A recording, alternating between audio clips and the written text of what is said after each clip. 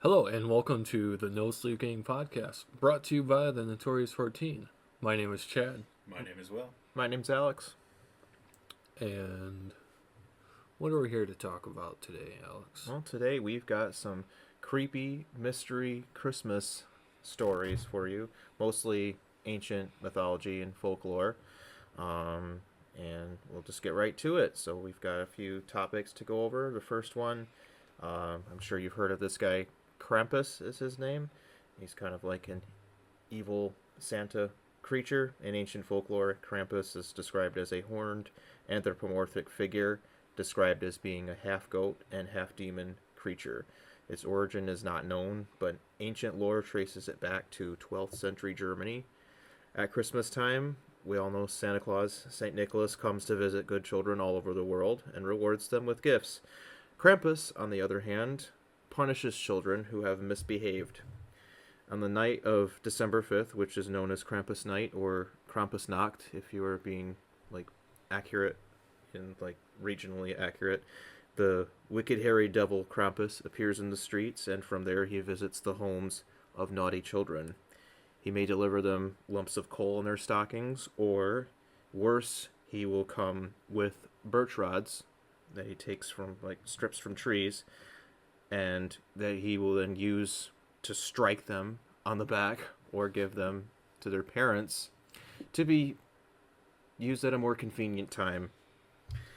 Krampus travels with a sack, and he takes away evil children.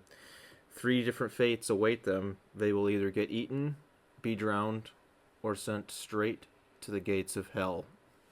As a result, some would masquerade in devilish costumes, and they were known as the Perchta. They take to the streets with sticks and canes to fight Krampus and his evil spirits. Others don't like violence. They don't choose violence. They find it easier to simply offer Krampus a glass of schnapps, which would be like a strongly distilled fruit brandy, and that should waver his spirits and bring him down a few notches. I like how the Mellows him out. choices are give him a beer or go to hell. It's not a bad alternative. I mean, It's not. You want to go to hell? No, give me a beer. Give me a beer. Give me a round. Every year, there are arguments during Krampus's run of terror, and occasionally spectators will take revenge for their whippings and attack Krampus. The most recent bout took place in 2013. Several Krampus runs in East Tyrol, which is in Eastern Europe. 8 people were left injured, mostly with broken bones, and were admitted to a nearby district hospital, and over 60 other patients were treated on an outpatient basis due to their injuries. So, clearly there's a domino effect. People get frazzled and then they start going crazy on each other, all from the happenings of one crazy Santa. What do you think? There's one Santa. crazy Santa. There's one crazy devil Santa. You got one that says ho ho ho, and the other one says drown, drown, drown. go, go, Go, to go, hell. go. Go, go, go to hell. That reminds me of how people act on Black Friday. Yeah. Just tearing around each other. Like 8 broken bones. Or 8 people that were injured. God, the sounds they made. You know, Inhuman. One time, my friend and I went Black Friday shopping. And we were just goofing around. It was like Walmart. Yeah. And I grabbed the ball and I was like, hey, catch. And I threw it. And one employee leaned around the corner. She's like, do not throw the balls. So I can imagine it was like she was standing in the next aisle over and just her neck moved. Yeah. Came around the corner. You ask Larry, the store manager, so what was Black Friday like for you? And you see helicopters in the background. He's getting Vietnam flashbacks immediately. He's searching for his shirt. He's like, It's like I've Boy. been through 20 seasons. back in now. Back in Nam. Can still smell the holly nog. So about Krampus. I like the choices of you either get hit with sticks, you drown, or you go to hell. Yeah, there's Yeah, not a lot of leeway. There's There's not. There's not a lot of in between there. Like, it's straight up just like your fate has already been sealed, and you just gotta either live or maybe die with it. Or bribe them with booze. You'll likely Yeah. die. Probably. Get a That- schnapps. Just be armed with some liquor. Armed Or with just- liquor. He comes in with a weapon. You're just like, "Hacha!" Reloading. Rip a cork out of a bottle. And he's like, "No, I wanted to kill somebody here." But yeah, not great choices. So just behave, do your homework, listen to your parents. Yeah. Krampus was recently popularized in a movie that came out a few years ago, just simply titled Krampus. It came out, I think, I want to say 2014 or 2015, and it's a little bit more of a PC version of Krampus. He's not quite as evil. We only really see PC. Politically correct. politically correct. Oh, okay. I didn't know that until about 2 days ago. to be honest I with you. was thinking more like a computer. I am Krampus. This little boy is writing his letter to Santa because he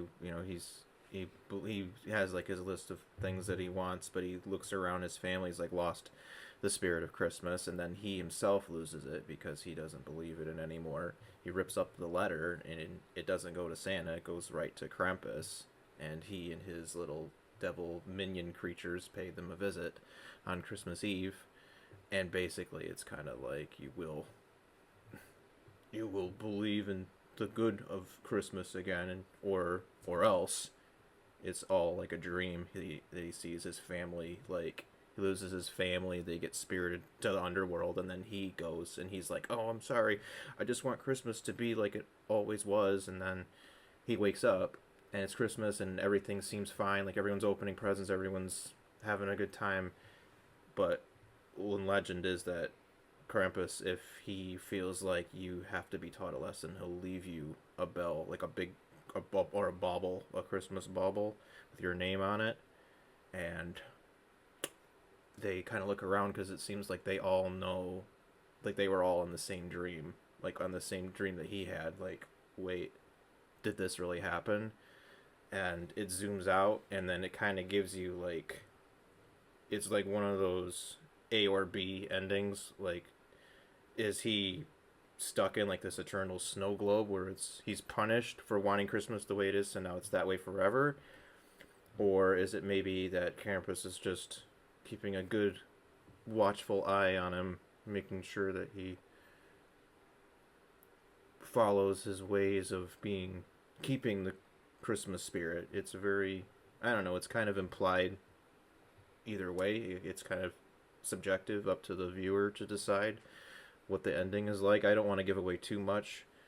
I mean, you have to watch the movie. There's a lot of creative ways that they kind of go about getting taken, but that is kind of like the modern retelling of this ancient myth that's been kind of brought into like the Americanized way of doing things. But it's still an entertaining movie for sure.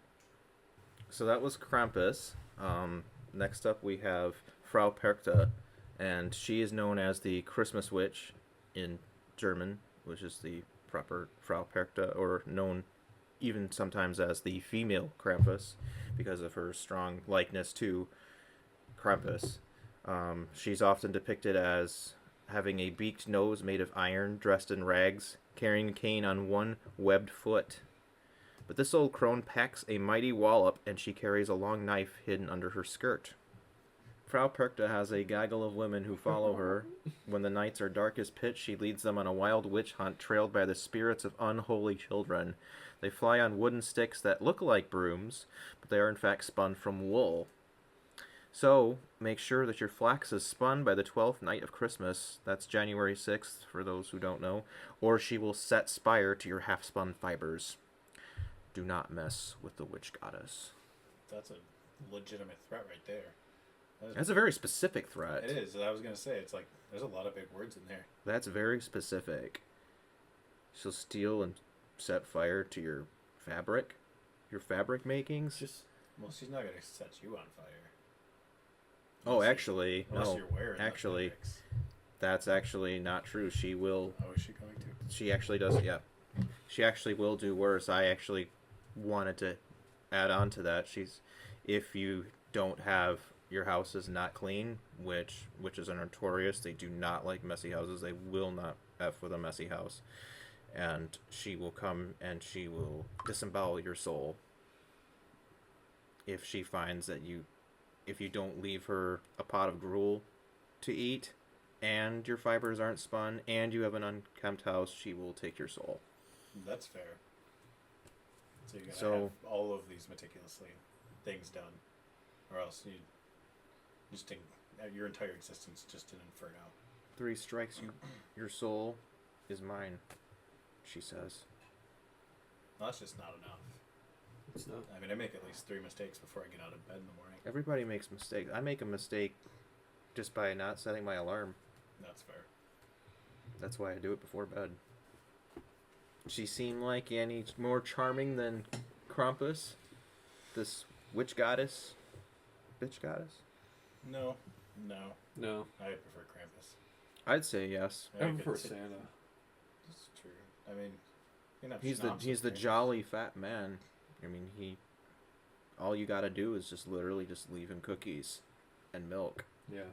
That's the one stipulation. That's the one clause the clause requires. For the clause? For the clause. Yeah. Cause for the clause.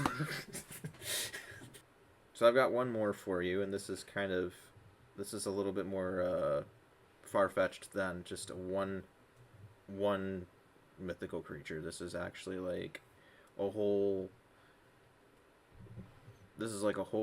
set of mythological creatures from Iceland. Now, in Iceland, there are creatures that live together as a family in a cave. On Christmas Eve, they come down from the mountain to visit the towns below, often with a vicious appetite for children. Now, the first up, we've got Gryla, which is an ogress with an appetite for the flesh of mischievous children, whom she cooks in a large pot. Her husband, Lapalui, I'm not sure I'm pronouncing that correctly. Forgive me, I do not speak Icelandic, but he is lazy and mostly stays at home in their cave, so kind of you can imagine like the lion, daddy lion just sits at home and lets the wife go out and do all the work. So they've got 13 sons known as the Yule Lads, and they love to steal and all have descriptive names to show their favorite way of harassing others, and I can go through each one of those. So the first one... Please do.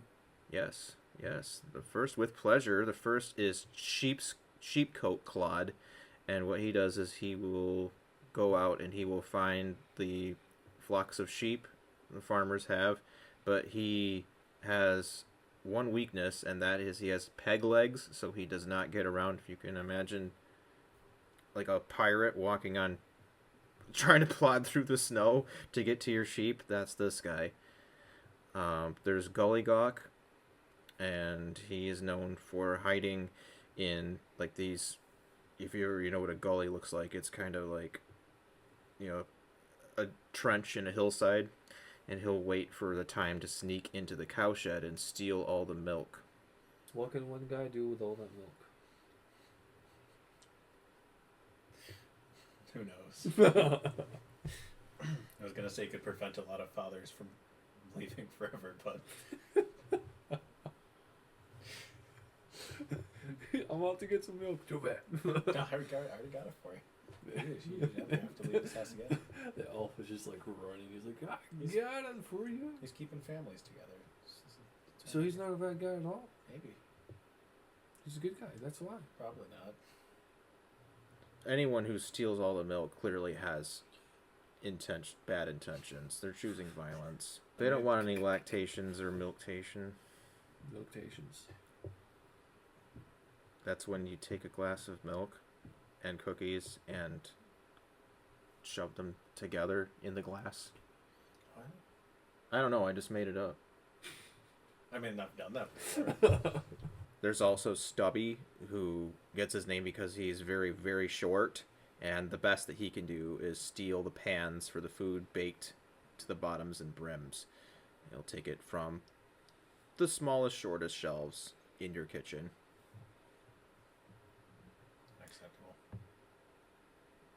That's all he's got. So They didn't like him. Somebody didn't like him. I might be the odd one out.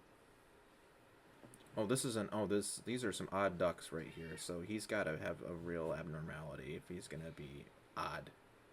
There's Spoon Licker. Speaking of odd, we've got Spoon Licker. Does he like spoons? No, he. Why is he called Spoon Licker? I wonder why. He steals wooden spoons used for cooking, and oddly enough, despite stealing these spoons, he is very, very frail and thin because he's malnourished. So, he's just got a thing for taking wood spoons out of your pantry, but not doing anything with them.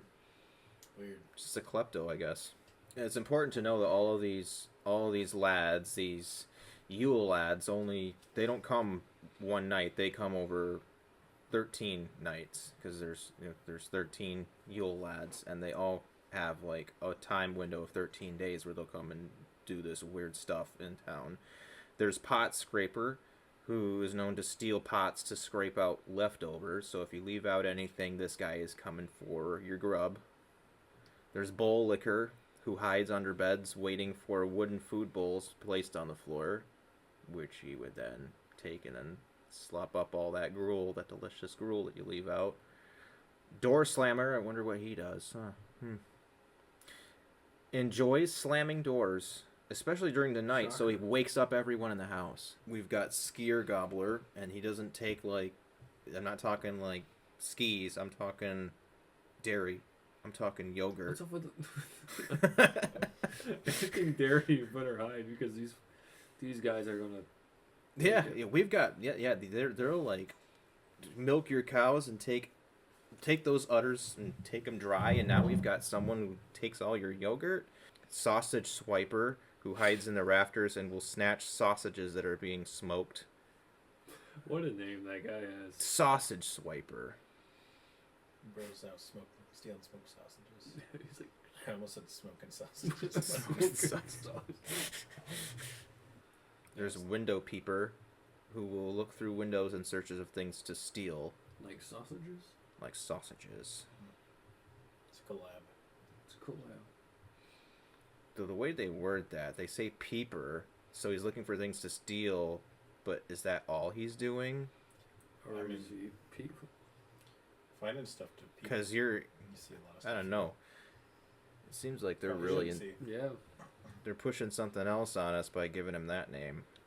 Oh, we also have Doorway Sniffer, who has a very, very large nose and a very strong, acute sense of smell, which he will use to locate bread. There's Meat Hook, and he uses a hook to steal meat. Now, where this hook, whether he actually grew a hook as a hand, or whether, I don't know if he just has one that's just hanging out of his pocket or whatever, but... He's like... Yeah.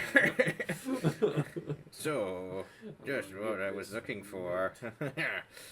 So, yeah. There's Meat Hook, and then we've got Candle Beggar, who will follow children to steal their precious candles made of tallow, which makes them edible. And tallow is kind of like, it's like, I don't know, like processed meat. And I think tallow is like fat. it's fat. It's animal fat. You got a guy who's taking spoons. You got a guy who's sniffing out food. Bread and meat. Bread and meat. And then you got a guy who's taking stuff to fry things. Okay. And then you have a guy who's taking meat and another guy who's taking milk. Maybe they're just having a party after all this. And one dude's just peeping around. And the, yeah, the other dude's just like... Looking for... He's scouting out. It sounds like they're just putting together an extravaganza of mass proportion. Yeah, just stolen food. Christmas extravaganza. Yeah. Obviously, we have those who steal, those who play tricks and harass other people, and those who just seem to be just like weirdos, straight up weirdos, like the guy who literally just likes to hide in the trenches and just booga booga just jumps out at you.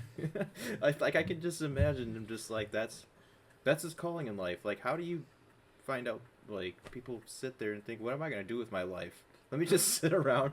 Can you imagine he's just like hiding in his trenches and he says, all he does is say boo. It doesn't even scare people and they're just looking at him. He's like, Oh. So depressing. So they come to town one by one the last 13 nights before Yule, and they leave small gifts in the shoes of children that have been placed on windowsills, but if that child has been disobedient, they leave them a rotten potato instead. I like that. I like that a lot. They also have a pet black cat that's huge and vicious, lurking about the snowy countryside. And this cat, known as the Yule Cat, will eat people who have not received any new clothes to wear before Christmas Eve. It's a big cat. It's a big cat. Oh, big cat. So if you plan to visit Iceland during the holiday season, learning about the Yule Lads and how to avoid ending up on Christmas dinner might be a good idea. And that's all I got for my ghost fables and mythology. well, when you're reading this, which one was your favorite? I still think the granddaddy has got to be Krampus. Yeah. Krampus owns all of them. There just seems to be something surrounding, like there's an aura surrounding him. It's not just the story, it's just the fact that he could be anywhere. He's like Santa, that he's omniscient. He sees and knows everything. And you have no way of knowing if you were next on his list. I like the Yule Lads. I like all their creative little ways of getting at people. Like, you have to really sit and think about that. What am I gonna do? What am I gonna do to mess these people's lives up today? Yeah, steal their windshield wipers. Can't do anything without windshield wipers. Yeah, and leave it down so like when they turn it on, it goes across their windshield. I'm just saying it's a petty crime. Probably won't even get in trouble for it. But that's my go-to one. That concludes this podcast. This is our first one, so it may be a little rusty. It's not the first one. First one in a little while. True, yeah, it's the first one in a long time. Might be a little rough around the edges, but we gave it our best, as only we know. I did. The only. I didn't. 50%. Well, the next episode will be out probably the next year, hopefully. Sometime in the next year. Sometime in the next year. Next 365 days, somewhere, it'll be there. Keep a lookout because it'll be good. It'll be strong. It'll be nice. Strong.